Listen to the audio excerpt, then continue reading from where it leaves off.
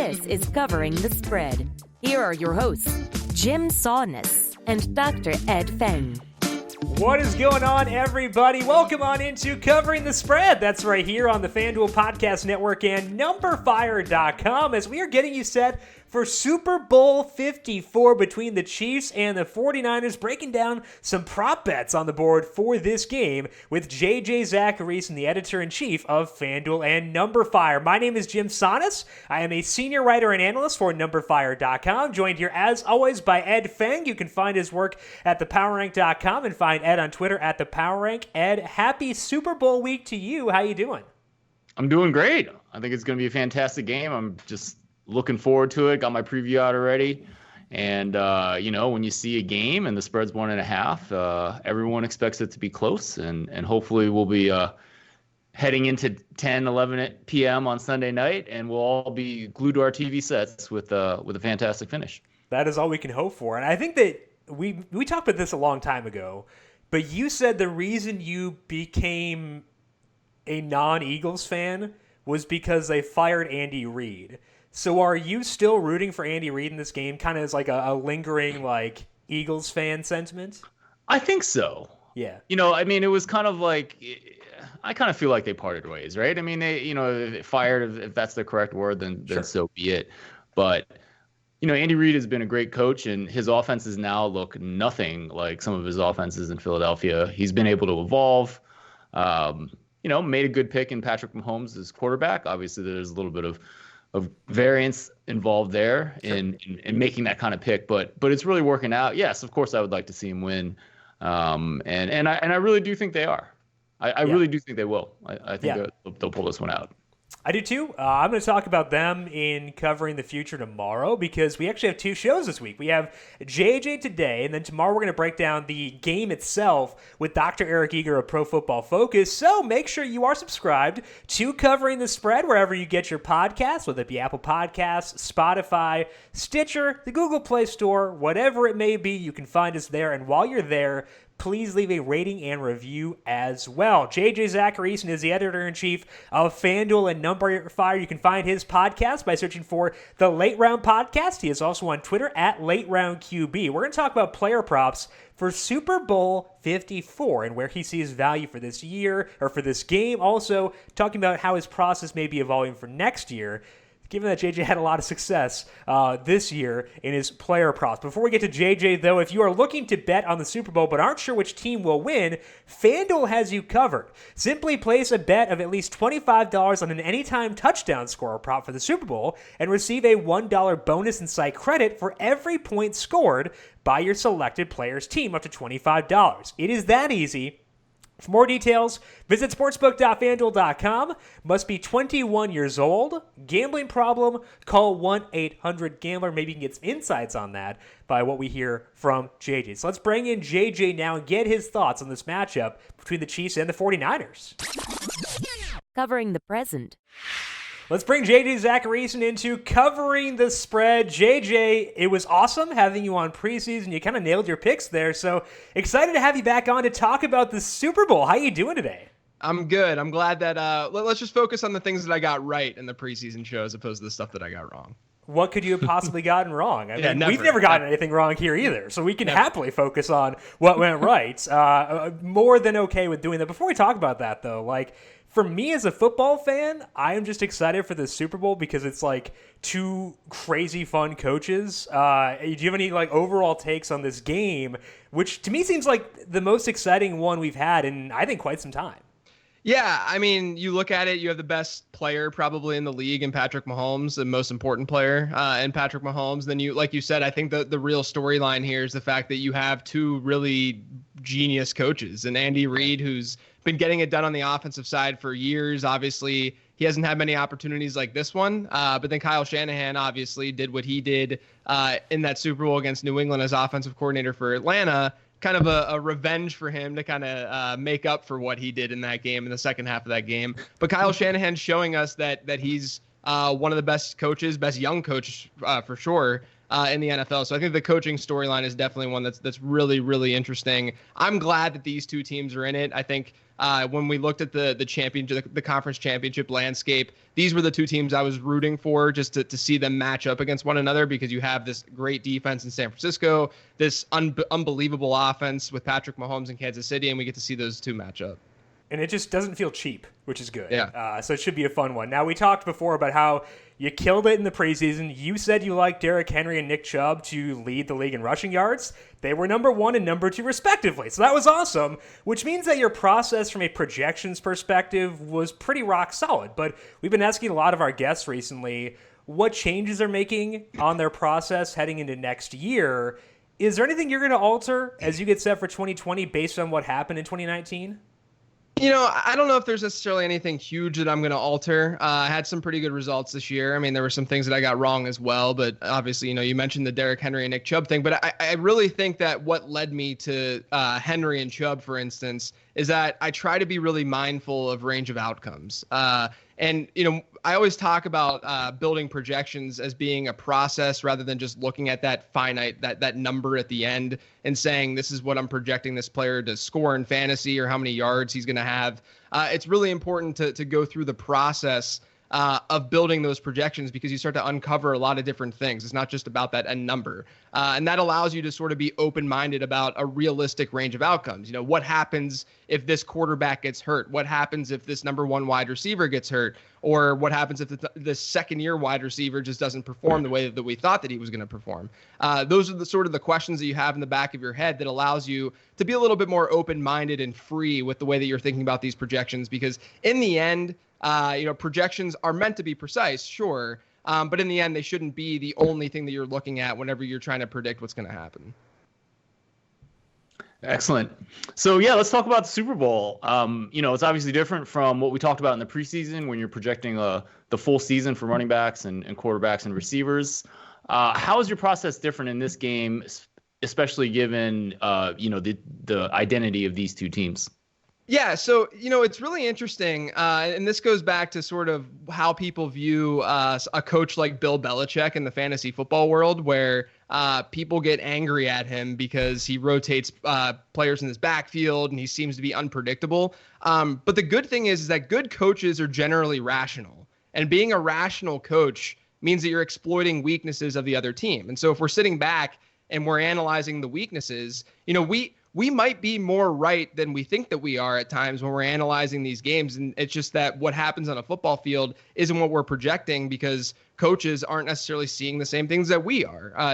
Coaches are not always flawless in their game plans and the way that they go about things. So I think that the one thing with this Super Bowl, and we talked about at the top with these two coaches going up against one another, the one really interesting thing is that we have two coaches who are rational. You have Andy Reid, who's not afraid to throw the ball at a really high rate because he has Patrick Mahomes. You have Kyle Shanahan, who can exploit defenses via the run game, especially in his creative ways of getting the ball to his running backs.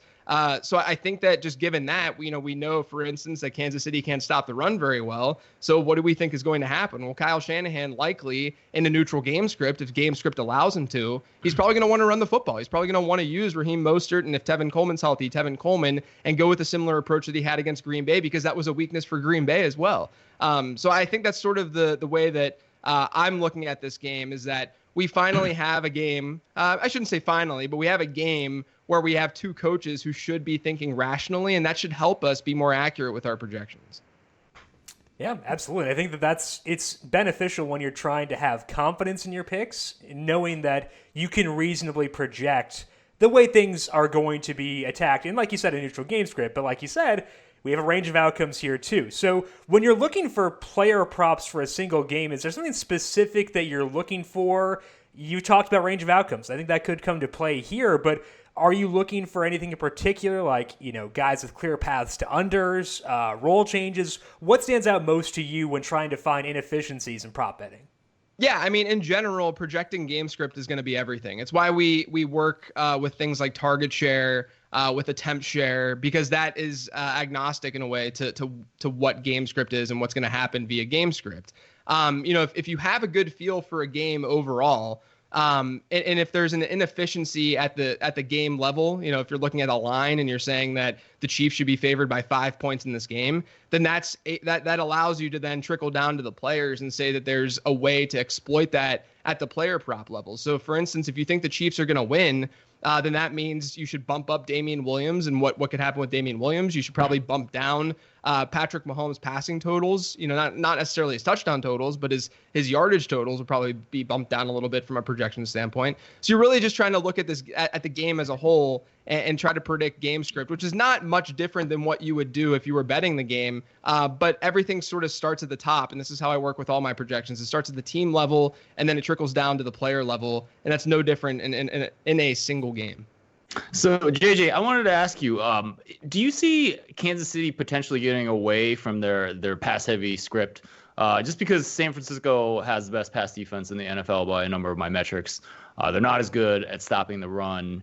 And when I looked at the PFF snap data, they play a 4-3, but really you're only getting about 1.5 players per 11 for interior linemen. Do you think that makes Andy Reid potentially go a little bit more towards Damian Williams early? Maybe a little bit early just to feel things out, because we've seen that historically at times, in these big games where teams aren't necessarily just going hard, throwing the ball down the field. But to me, I think that they're still gonna, offense dictates this league and dictates how we project things in this league as well. Obviously, San Francisco has a great defense, but what's sticky week in and week out and year out is passing efficiency and what's going to happen at that quarterback position in a passing offense. So if we want to look at what's most projectable in this game, it's really Patrick Mahomes and and I guess to a degree the San Francisco passing attack as well. That's what's going to be most predictable and easiest to project. And it's really the strength of this entire game, no matter how you look at it. So I think they're still going to go with a similar game plan as they otherwise would. Maybe they throw in a little bit more runs at the beginning of the game. But overall, I don't think that they're going to really stray from what's worked for them. Especially, look, since over the last 8 weeks, they've won every single game by a touchdown or more. Something's going right for this Chiefs team. In the way that they've attacked opposing defenses. So I think that they're going to probably stick with what they know best. Yeah, 6 total rush attempts in the first half against Tennessee, and 3 of those were by Mahomes on scrambles. So they were very much an Andy Reid offense in the first half in the conference championship. Let's talk about a specific prop here. I find the first touchdown props fun because they're pretty random, so maybe not the best, from an expected value perspective, but hey, they're kind of fun. Right away if you're going to get that cash. Damian Williams is a favorite to score the first touchdown at 6-1. Do you have any favorites based on where things currently stand at FanDuel Sportsbook? Yeah, looking at the odds, I have 2 guys that really jumped, and this is kind of more of a crazy take than one that's super, super low. I think it's logical, but no, we're all in favor of crazy takes. Yeah, don't justify it. Just toss it at us. I'm not just going with Travis Kelce or George Kittle or someone like that. I think one really interesting bet is Patrick Mahomes is at plus 2,000 right now.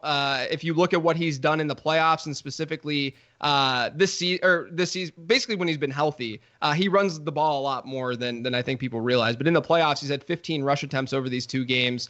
He was hurt this year, so if you just compare that 7.5 per game rush attempt total to what he did last year, where he was rushing fewer than 4 times per game, he's clearly upped his rushing volume over the last 2 weeks. San Francisco also has a good pass rush that could cause Mahomes to leave the pocket a little bit. And there may be a little bit more degaffness and wildness to Patrick Mahomes because it's the Super Bowl, right? So he might just throw his body around a little bit more. So I think Mahomes at his current number is pretty attractive. But the other one that I'm really, really into and I think is really interesting is especially if Tevin Coleman doesn't play. If Tevin Coleman plays, this one's kind of obsolete. But if he does play, or if he doesn't play, Jeff Wilson, a really interesting option for San Francisco. He's the next man up in that 49ers rotation. He scored 4 touchdowns on 27 attempts this year. And in weeks 2 and 3, he had 18 total carries while Tevin Coleman was sidelined. And all 4 of his touchdowns came at the goal line. He actually finished the year with 16 red zone attempts of his 27 total attempts. So when Jeff Wilson has been active, he's been their goal line back. He's been the guy that San Francisco has gone to close to the end zone. So I think that he's a really, really interesting bet if Tevin Coleman doesn't play.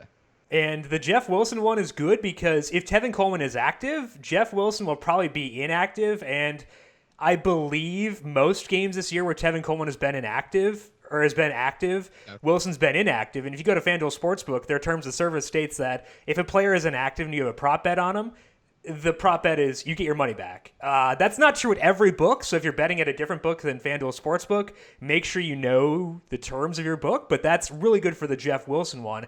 I want to go back to Mahomes. It's kind of similar to what we saw with Trevor Lawrence in the college football playoffs and in the championship game, where when Clemson needed to win, they were willing to use Lawrence as a rusher more often. With Mahomes, they wanted to win Week 17. It was they were trying to get that bye week. He ran 7 times there at the time as most of the year, 7 and 8 the past 2 games. Does that make you interested in any of his rushing props, or is it mostly just the first touchdown prop that stands out to you there? I think it's mostly the first touchdown prop. And the main reason for that is I do think that game script would make that more relevant for Patrick Mahomes' rushing total. But, early in the game, when the game situation's more neutral, I think it's a little bit more attractive for him to, especially at that number, for him to get that first touchdown. Alrighty. Any other player props that stick out to you for this game? Yeah, I have 2 of them. They're both running back ones, actually. The first one, I think the Damian Williams rush attempt number is a little bit low, so I'm going to go over the 12.5 rush attempts for Damian Williams. If you look back, he came back from injury 4 games ago. So in those 4 games, he's averaged 14.3 rush attempts per game, and 12 has been his floor. Now, obviously, I can't just preach game script and ignore the fact that they were leading in those games. But in neutral game scripts, he should get close to that 12 mark because in neutral scripts over this time, he's seen 16% of their offensive plays as rushes, which would get you, if they run 60-ish plays, he's going to get around 10 to 11 rushes just based on that. So basically, if there's a neutral script or a positive script for this Kansas City offense, Damian Williams should be able to hit that number. So that was the first one that I saw that really jumped out. The other one is more of a recency bias thing. This is something I think I probably talked about the last time we chatted, but I usually fade recency bias. It's just usually an easy win, and I think that the one guy that everyone's going to be on and want to be on is Raheem Mostert. After what he did in the NFC Championship game, we have to remember that Tevin Coleman got hurt in that game, so Raheem Mostert saw a higher running back rush share than he typically does. San Francisco this season, their max running back rush share was under 80% in a single game. So no running back for San Francisco this season saw higher than an 80% running back rush share in the NFL. The only team that was lower than that was Baltimore because they also have a rotation. But that just tells us that it's hard for these running backs to see a lot of volume, and obviously volume then leads to rushing production. But Raheem Mostert's currently at 77.5 rushing yards. I just think there's a lot of recency bias there. We saw him hit 58 in their game against Minnesota, which was a super positive game script. But Tevin Coleman was healthy there. And then we saw, I really think that the only way that Mostert gets to that 78 mark is if they do see a nice positive game script. And that they're able, or if they're just really, really efficient running the football. But I think the odds are sort of against that just naturally. So, and then also you can probably look at his receiving total too. I think his overall total is like 91 yards. He's not used that much as a receiver. So he's another player, or that's another reason to sort of just fade and look at the under for Raheem Mostert in this game. Excellent. So JJ, any thoughts on the game itself? We have a total of 54.5. The spread is with the Chiefs at -1.5. I actually think the juice is on the Chiefs now. Any thoughts on the total or the side?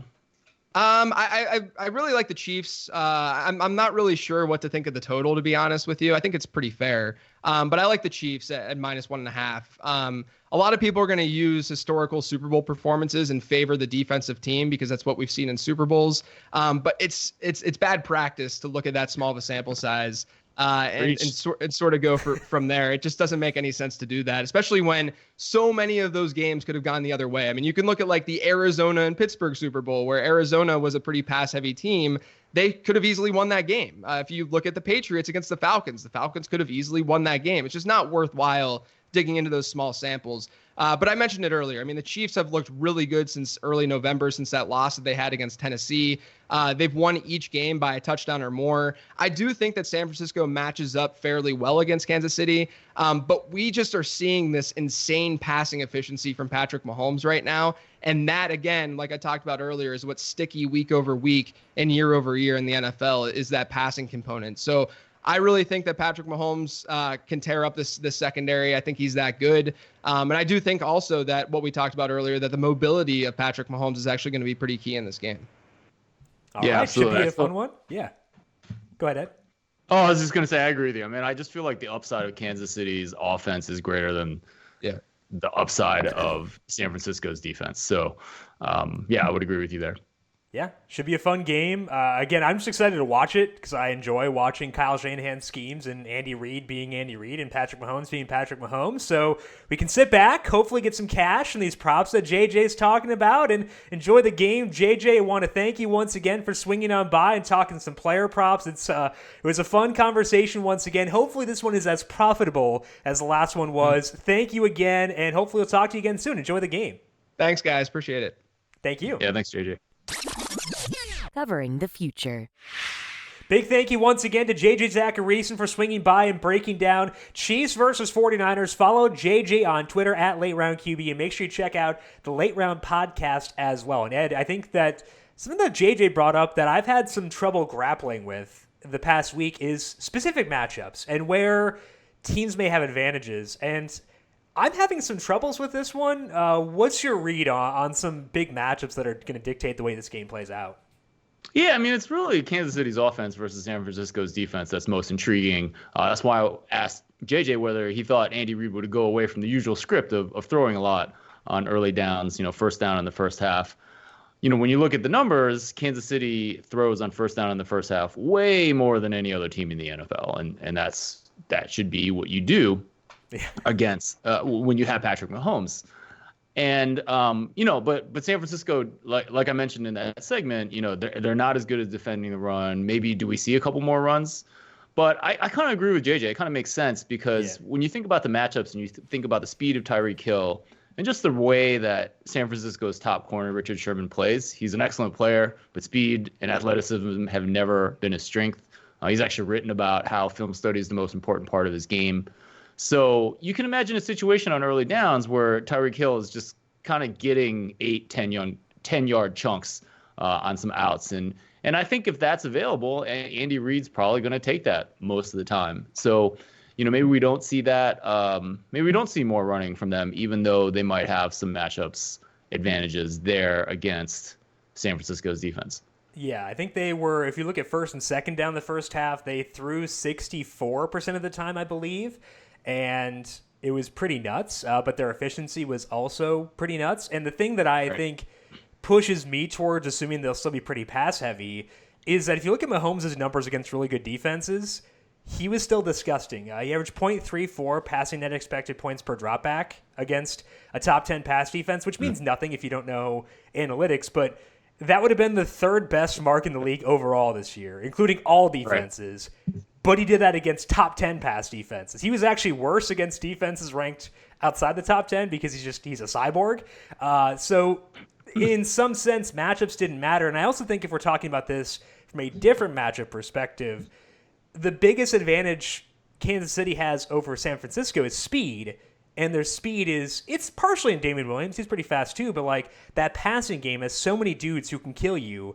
And I feel like if you're looking at it from that perspective, it also does favor a pass-heavy script. So I think we're on the same page here where we'd probably still expect the Chiefs to be pretty pass-heavy. As far as the 49ers go, I'm having a harder time predicting them because, A, I expect Kansas City to win, which means a naturally more pass-heavy script. But also Mike Pennell was a guy the Chiefs brought in Week 8, and their rush defense from Week 8 on was still below average. It was still pretty bad. But it wasn't historically bad. They allowed a 51% rushing success rate to running backs from weeks 1 through 7. It was down to 43% from week 8 on. So, hey, it was a little bit better. It was still bad, but it was better. So my assumption is that they're going to want to run. I just don't know like what the success will be of that. Because like I don't want to doubt Kyle Shanahan. I just think that eventually they're going to have to throw here. Oh yeah, for sure they're going to have to throw. I don't think we're going to see a similar thing that we saw in Green Bay where they absolutely couldn't stop it. I mean, I think that was a little fluky just how well San Francisco ran it against Green Bay, who, granted is not a good rush defense. Yeah. But we won't see that same script. Unlikely we see the same turnovers and the game getting out of hand early. It also seemed like there was like this Kyle Shanahan revenge factor against Mike Pettin because Mike Pettin was the head coach in Cleveland when Kyle Shanahan was the OC there and did not enjoy his time. And it seemed like he was just like, I'm just going to embarrass this dude, and it worked. So if you can do that, do it for sure. I mean, Pettin brought it upon himself a little bit, but, it was right. I think that Shanahan enjoyed himself. That's the way I'd put that. FanDuel continues to give you more ways to win, this time with its big game props pick'em contest.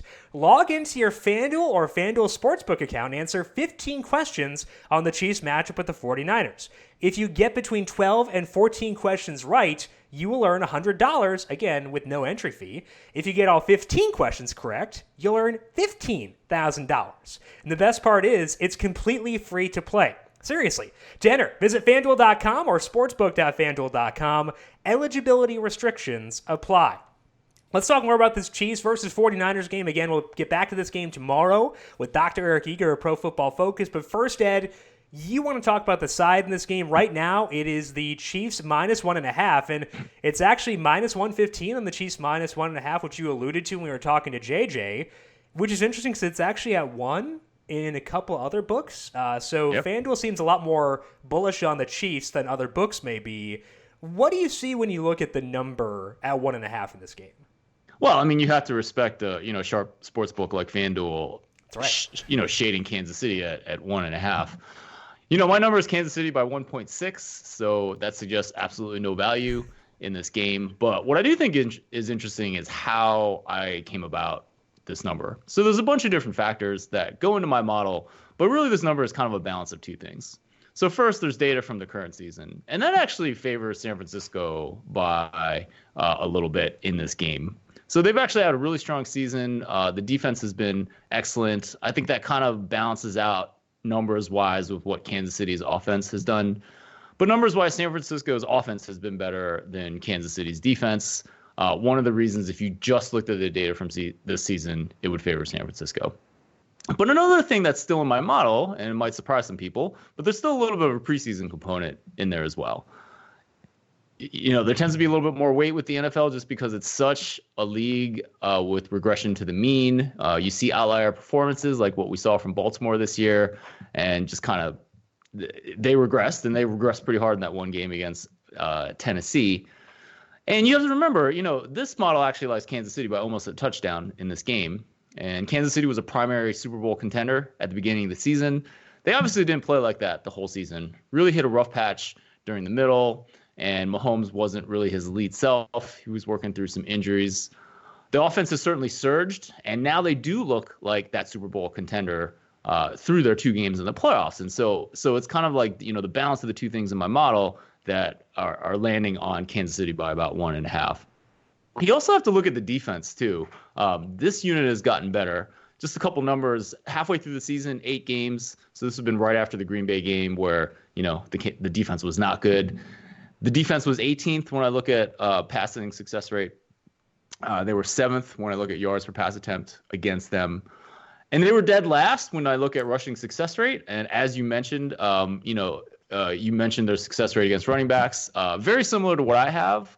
My number would say that they would allow a 50% success rate against an average NFL rush offense. Now, you look for the season, and all those numbers have gotten better.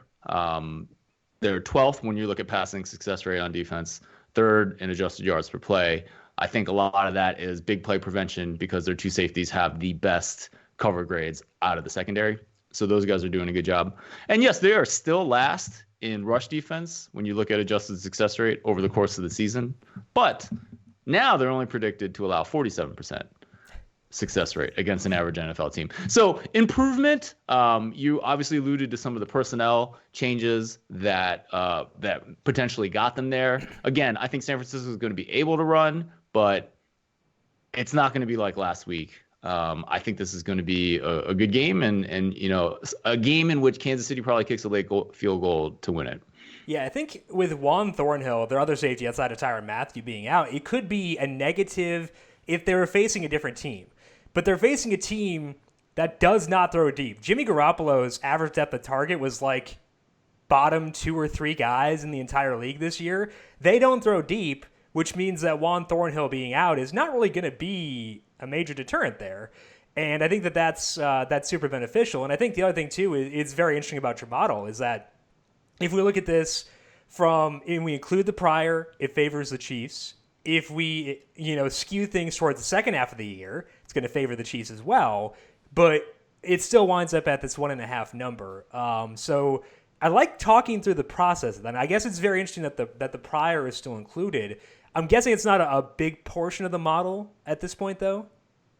It's not, but had Kansas City just squeaked by their 2 playoff games, you wouldn't see, kind of the expectation that this team is a prime Super Bowl contender in this number. I think it would have skewed a little bit the other way.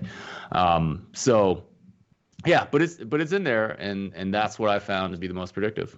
Interesting. I like that. And we also have talked about that in the March Madness podcast about how preseason polls are predictive once you get to the tournament too. So people know what they're doing going into the year. Batters know what they're doing. They're setting, totals and stuff like that. So I think that's all very interesting. I'm glad that you were able to talk about that because it's fun to learn about those things for sure. I'm going to talk about something that is far less mathy because I'm going to talk about George Kittle to score the first touchdown of this game, going back to the player props we were discussing with JJ.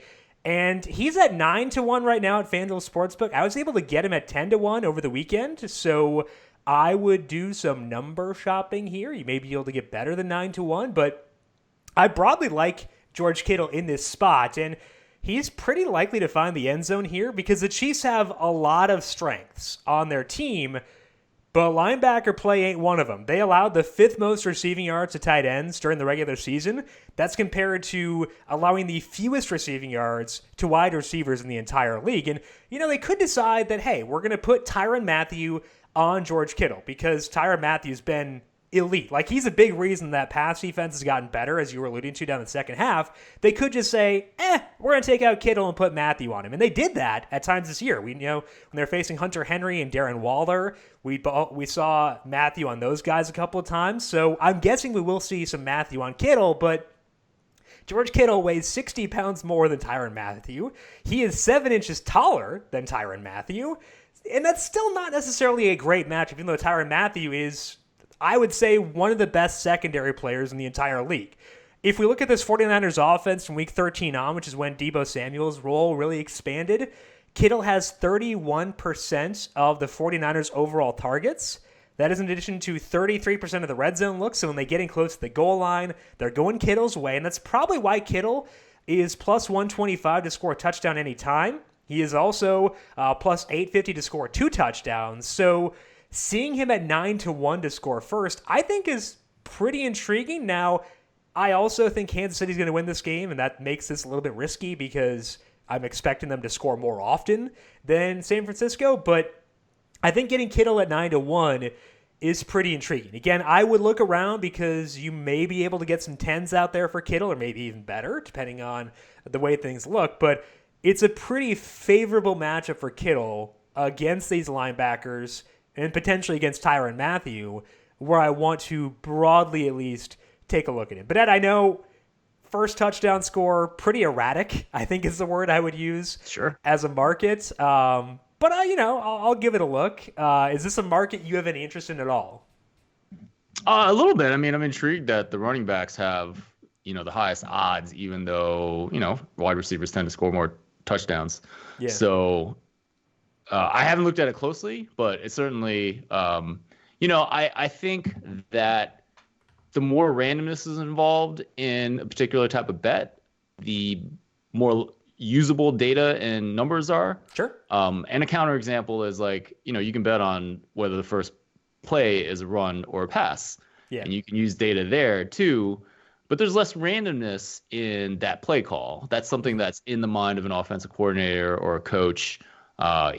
He's looking at something to see, whatever the matchups are. So, what a team did on first down in the first half isn't necessarily going to apply to that prop bet. Whereas like the data could, for something that's truly random, something like turnovers or first touchdown, right. You have a better chance at applying the data to make a good wager on that. And of all the plays in a game, the predictiveness will be highest in the first one because you're not going to have a score. Teams can do what they want. You're not going to have a down and distance to achieve. It's 1st and 10. So, yeah, I think that if you're going to pick one play, it makes sense to go at that one. As far as the running backs go, I think that Damian Williams at 6-1 is actually kind of interesting just because he's the only running back they use, which means if it is a rushing touchdown and it's not Patrick Mahomes, it will be him. So I think that it makes sense for him at 6-1. I don't want to touch not Jeff Wilson, Raheem Mostert at 650, but Williams makes sense. He can also get a receiving touchdown. He had like a couple recently, so I can see that. But with how good the Chiefs' passing offense is and how lethal they are through the air, I would bet they'd probably be scoring through the air as well. That is all we have for today. We're going to be back again tomorrow, though, to talk with Dr. Eric Eager of Pro Football Focus, get his thoughts on the game, mostly focusing on the total and the side here. So we'll get his thoughts. I believe you said he's down in Miami, right? He's down in Miami. Sweet. Not jealous at all. This is like whale capper all over. He's in San Diego, outside, having fun. I'm in Syracuse. You're in Michigan.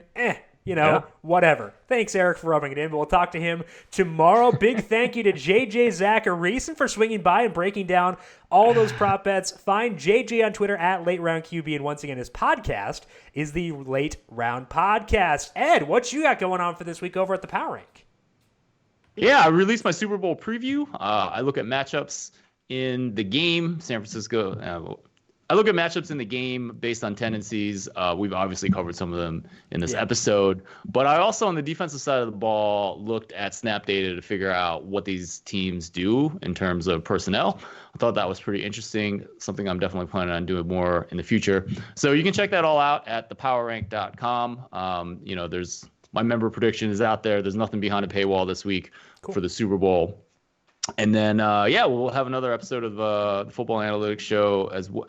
So the Super Bowl preview, you can listen and read. This is something I've been trying to do a little bit more with some of my episodes. And then there will actually be another episode of my podcast. But I'll let you know about that tomorrow. I almost always use the listen version because I don't have the patience. usually when I'm like trying to consume like this stuff, it's during work. Yeah. And I don't want to lose out on productivity. If JJ's listening, not missing out on productivity. So I'll do the listen version. So I appreciate you, Ed, and everyone who does that as well. So check out the Football Analytics Show and check out all of Ed's work over at the Power Rank as well. I am at Jim Sannes, JimSannes. We had a DFS podcast breaking down the single game slate with myself and Brandon Gadula. You can find that by searching for the numberFire Daily Fantasy Podcast feed wherever you get your podcast. And again, you can subscribe to this one as well by searching for Covering the Spread. Big thank you to Calvin Theobald, our video producer, for keeping us on the airwaves here as always. Thank you, Cal, and thank you to everyone for tuning in. More Super Bowl talk coming up tomorrow with Dr. Eric Eager. We'll get his thoughts on Chiefs versus 49ers. This has been Covering the Spread right here on the FanDuel Podcast Network.